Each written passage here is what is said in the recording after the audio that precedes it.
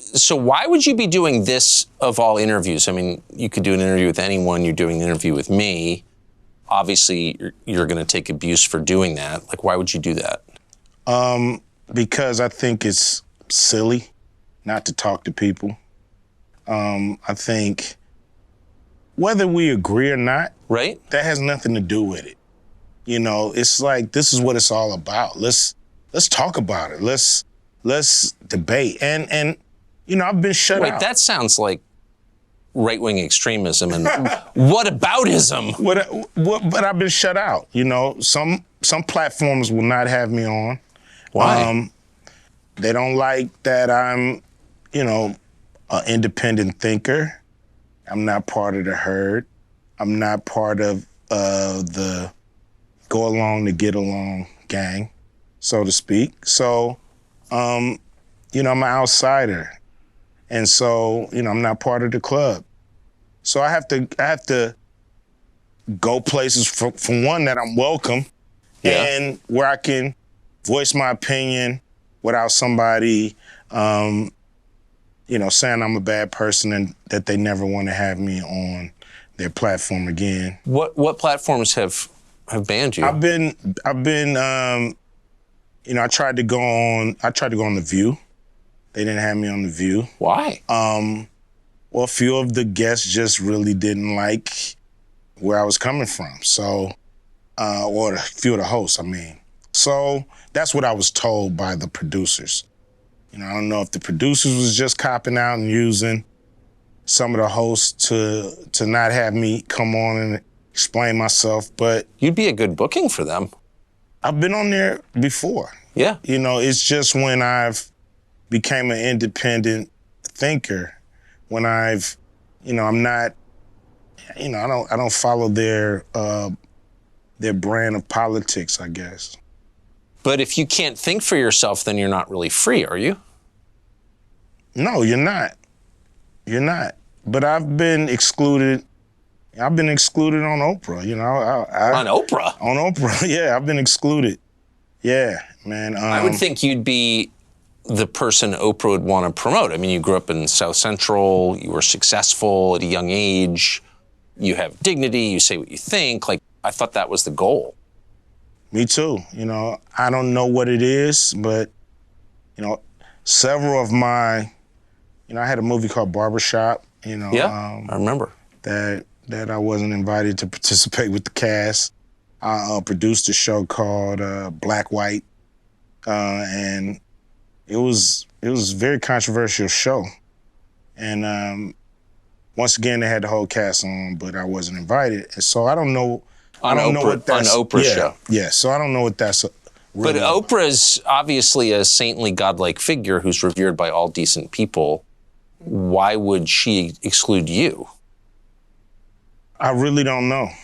You know, that's something that I would love to find out. But I can't tell you, you know, if there's a single thing that I've done or said to her. Have you noticed that it is more controversial to criticize Oprah than to burn the American flag? Really? Seems that way. I've never heard anybody criticize Oprah. Do you think it's political or do you think it's deeper than that? I mean, you're not like a right-winger. No. No? No. You don't even seem that political. No, I'm not really. I'm pretty much, you know, just want to do right by the people, you know. So if that comes through political means, that comes through the private sector, wherever it comes, you know, I'm down to work with whoever's down to do something right for the people. So I remember reading you say something along the lines of, I didn't vote for Trump, I'm not a Trump voter. You actually attacked Trump at one point, but you were willing to meet with Trump. Do you think that crossed a line? I think some people didn't like that, but I think it's idiotic. You know, enemies meet. Right. You know, they talk. I'm pretty sure there's some communication between Russia and the Ukraine right now. Somebody's on the phone talking to somebody, trying to come up with a solution. So we just got to talk. That's the only way we're going to work this out. You know, I know when the talking stops, the fighting starts. A lot of people, they, think I'm a, Republican. I'm a right winger. Just because I was willing to speak to the Trump administration, and I was willing to speak with the Biden administration as well. Have you? One guy in the administration, but it didn't go anywhere. It was basically a, take my temperature kind of call. We'll get to it, but they never got to it or never planned to. Matter of fact, the guy left the administration, so after talking to him for a year or so, he was gone, and then we were left really with no one to continue the conversations. What do you think of Biden? I don't think he's given the people who put him in exactly what they thought they were going to get from him. But his most loyal voters, according to the polls anyway, are black voters, particularly black women. Mm-hmm. And those numbers don't seem to change. So no matter what happens or doesn't happen. So do you expect they ever will change? Whether they become independents and not vote for anybody who's not bringing it. It's like people want your vote. They have to do something to earn it. If they don't earn it, why are you going down there and pulling that lever? Because the other side hates you. That's the pitch they make. We may suck, but the other side hates you. You're supposed to dance with the person you brought. Yeah.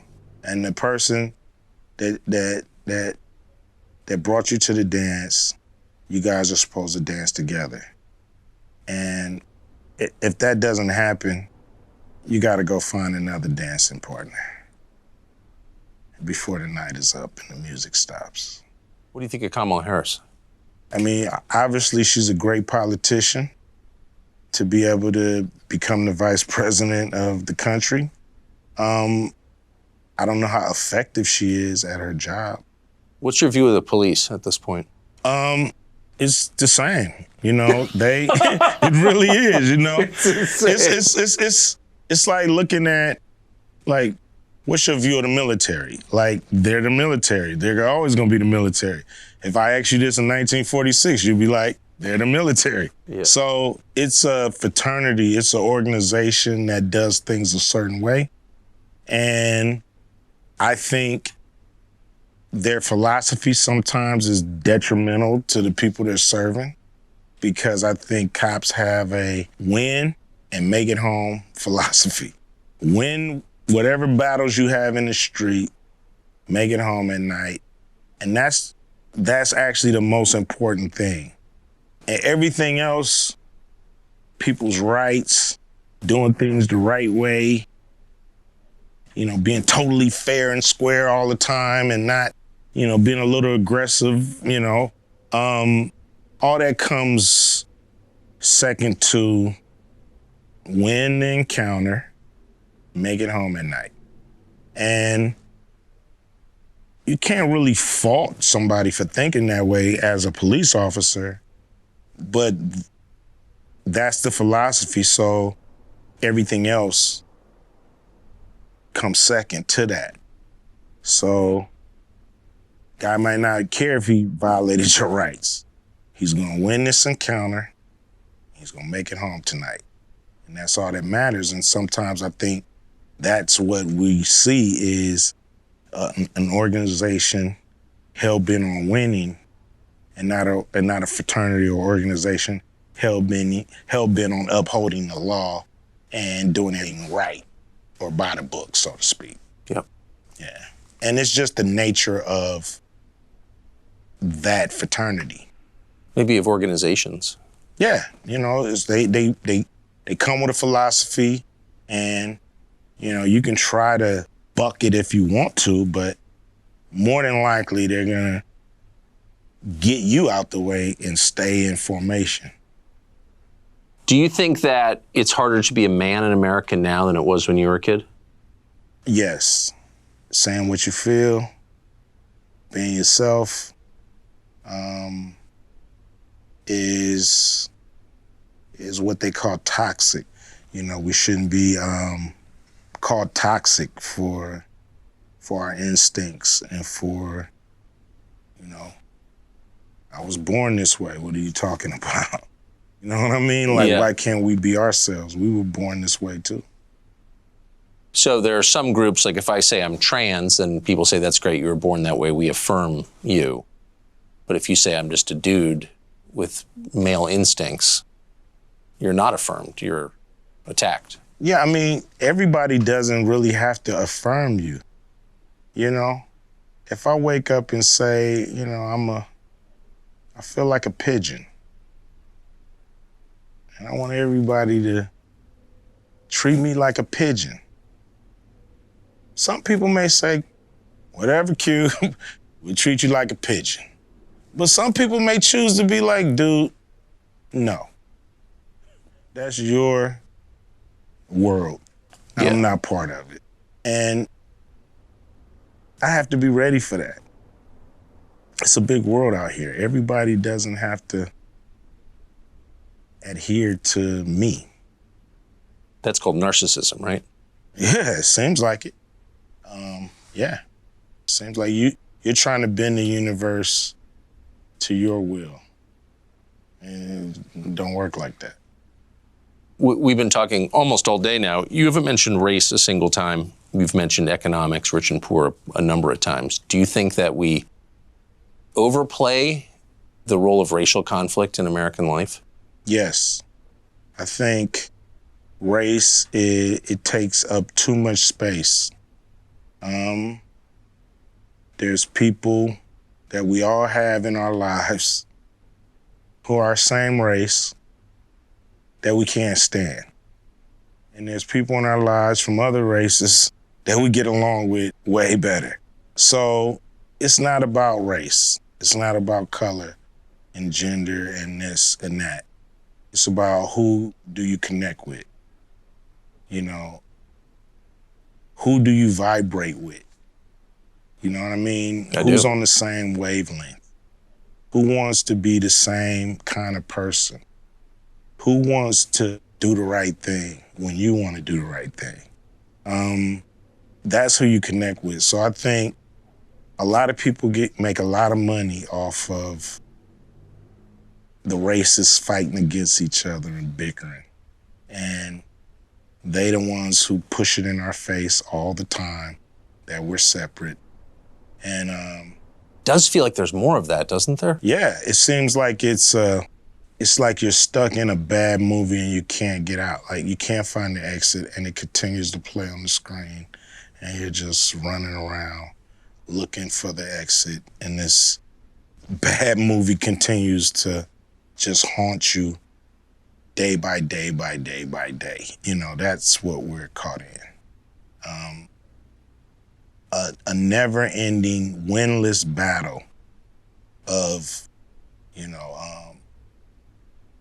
of race and color, and we're worried about, you know, where you from, and, you know. Hip-hop, what's great about hip-hop, like, it was a saying in hip-hop, early hip-hop, I think Rakim coined this phrase, you know, it ain't where you from, it's where you at. You know, and it's so true. It's not about where you come from. It's about where you at right now. I'm not imagining that this stuff is being pushed on us, right? No. Much more than in, say, 1986. Yes, I think so. Because in 1986, you had movies and television, and it was all scripted, and we knew this is a scripted show. But I think now you have so many so-called reality shows that basically push the same thing, but in a reality-like setting.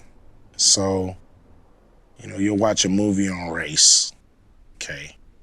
And you flip the channel now, you're watching a somewhat like documentary reality show that's highlighting and magnifying race and status and where you belong in this country and where you don't. And, we're highlighting the bad guys here. We're highlighting the good guys, It's always really showing controversy and pitting each other against each other. And with the reality shows, controversy sells. So they're not showing people getting along. What they want to get to is the fight, the conflict, the argument, the throwing of the bottles, the turmoil, the differences. Does that bear any resemblance to your actual life as someone who lives in this country? Like, do you have racial conflict in your life day to day? Probably, most of them are unseen. I'm not going to say I encounter racism. People know who I am. Police know who I am. Everybody knows who I am. So I probably get a pass on a lot of things that friends, family members, people I associate with, people I love go through all the time because they're not Ice Cube. But, I've had an insurance company drop me because they didn't like my point of view. Things like that. Are you mad about it? Are you mad at people for their skin color ever in the course of a day? I'm not mad at people because of their skin color. I'm mad at people because of what they do and the things they choose not to do. Right. There's a big problem in this country with the financial banking system and Black people and our access to capital. I know that when it breaks down, we have, 13 to 15% of the country trying to live off of half a percentage of wealth, 0.05% of wealth. So that's an issue. That's a problem. We have to have access to capital so we can do cool things for South Central. If we drove past one of those lots and a guy that lived there wanted to put a store up, he just couldn't get along because of his zip code.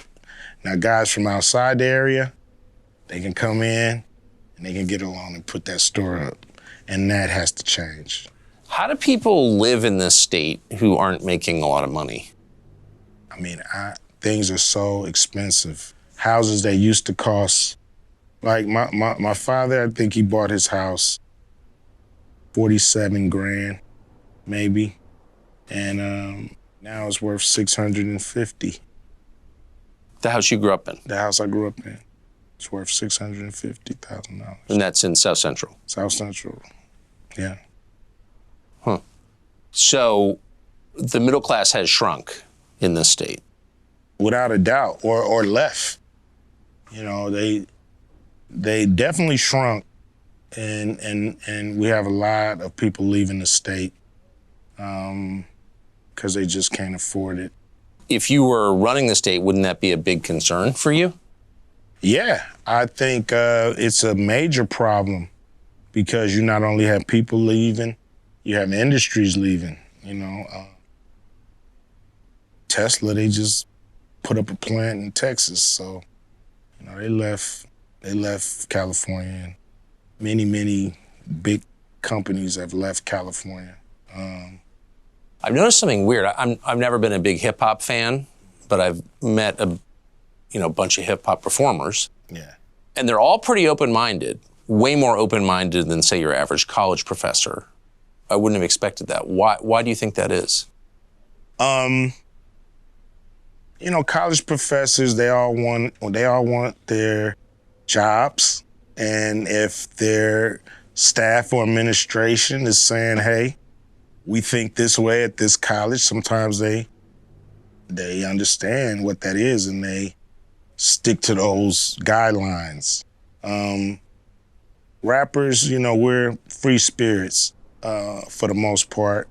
some of us who are not locked down to these crazy contracts, but we know doing things the way they were done in the past hasn't really gotten us as far along as a people as we have wanted. So we tend to break the mold. We tend to be disruptors. We tend to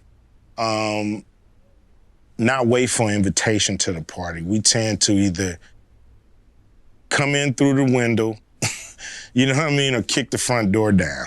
But we're coming to the party. So that's how we've actually been able to gain success, because everybody wants you to be in your little hole. Everybody wants you to stay in your lane and all that stupid stuff. And as soon as I hear that, I'm out of my lane immediately. But you should stay in your lane, don't you think? No. If I would have stayed in my lane, I wouldn't be here. I would still be in South Central Los Angeles, you know, not following my dreams.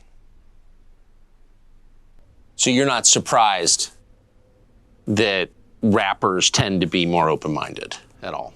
Not at all. Not at all. Because they want to go for it. They want new experiences. They want to carve their own path. And, you know, they're not going to conform. They're not going to conform because that gets you nowhere. Younger people say the news is full of lies. In Kennedy's motorcade. 239 people. Cell death of Jeffrey Epstein.